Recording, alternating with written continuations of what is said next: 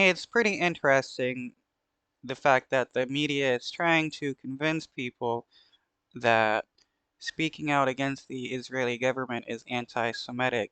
Used to, when you thought of an anti-Semitic person, you would think of a Nazi. Nowadays, some people think of uh, Palestinian supporters and people who criticize the Israeli government. It's not anti-Semitic to be against a genocide, nor is it anti-Semitic to speak out against what the Israeli government is doing. It is not racist to speak about a government of a nation. Another music festival, another cultural event, another gathering point for young people looking to enjoy themselves. Free Palestine. Turned into a pro-Palestinian and outright anti-Israel rally. From the river to the sea. During the Danish Roskilde Festival, which is attended by about 130,000 people every year, Fontaine's DC invited an activist on stage criticizing Israel and urging the audience there to listen to music, to chant Free Palestine. Somehow is anti-Semitic to want a group of people to be free. That's weird, because when people were fighting against Nazi Germany, it wasn't considered racist to fight against uh, white Christians to free other people from what they were doing.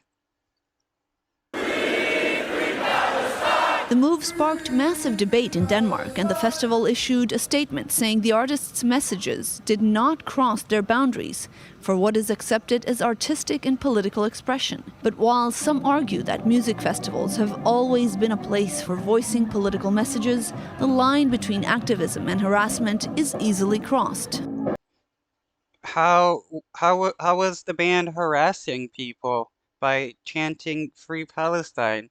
That is quite hilarious that is being claimed in any way. So I was minding my own business at the festival, having a great time with my friends, and I was on my way to watch a concert. I heard a group of people yell out at me, "Free Palestine." And I turned around and I saw a group of young people laughing at me, just trying to verbally abuse me. The same group of people followed me, and while I was looking away, I was watching the concert, one of them put a poster, or kind of a poster on my back, which said "Free Palestine."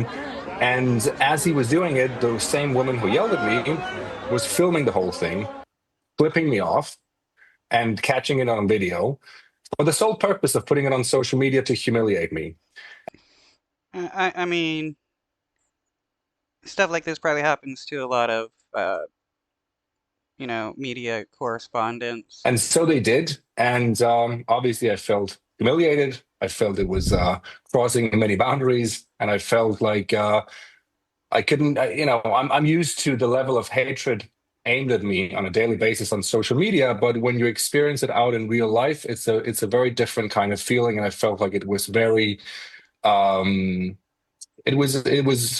felt abused, really, in a way.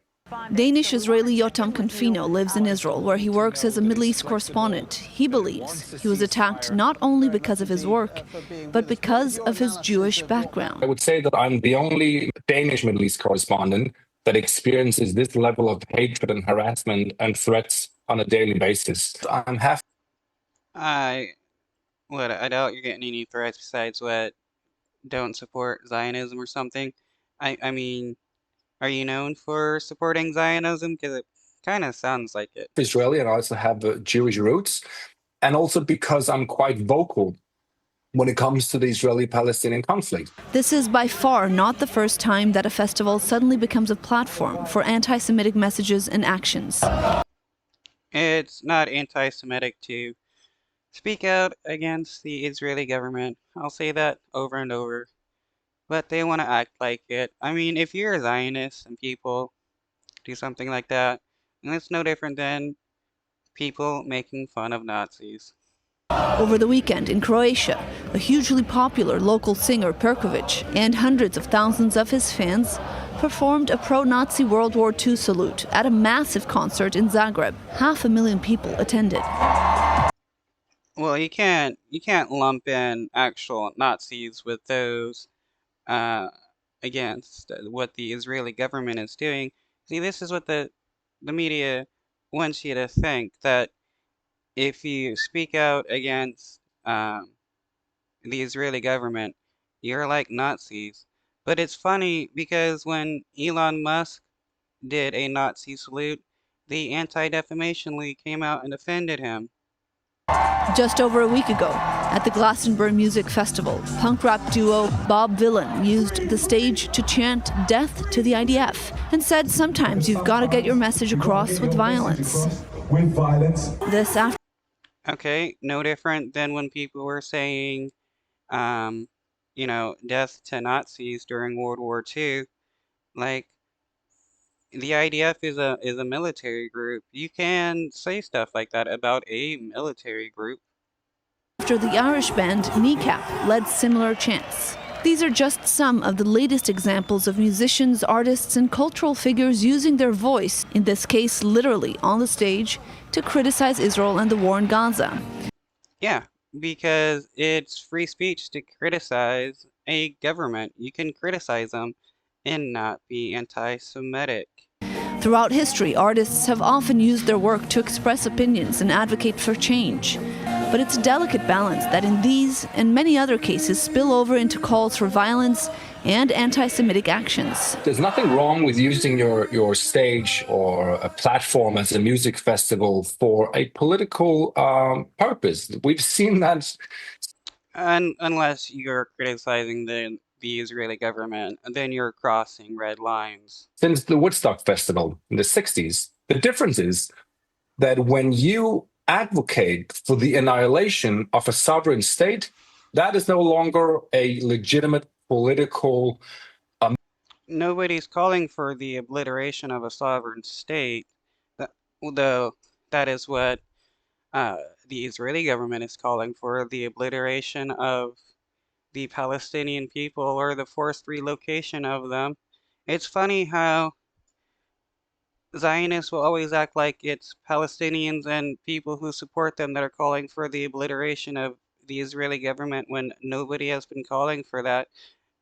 They just want the Israeli government to stop committing a genocide and for the Palestinian state to be recognized as an actual state, which Netanyahu is vocally against them having. So the only one here wanting to remove any kind of state or sovereignty is the Israeli government. Message that you're sending out. And that is de facto what you're doing if you're calling for from the river to the sea, Palestine will be free. No, saying from the river to the sea, Palestine will be free isn't the calling for the obliteration of the Israeli government. It's calling for freedom of Palestinians from the river to the sea, and also for the Palestinians to have their own state that they can live in. Similar situations have been reported in universities and at pro-Palestinian protests all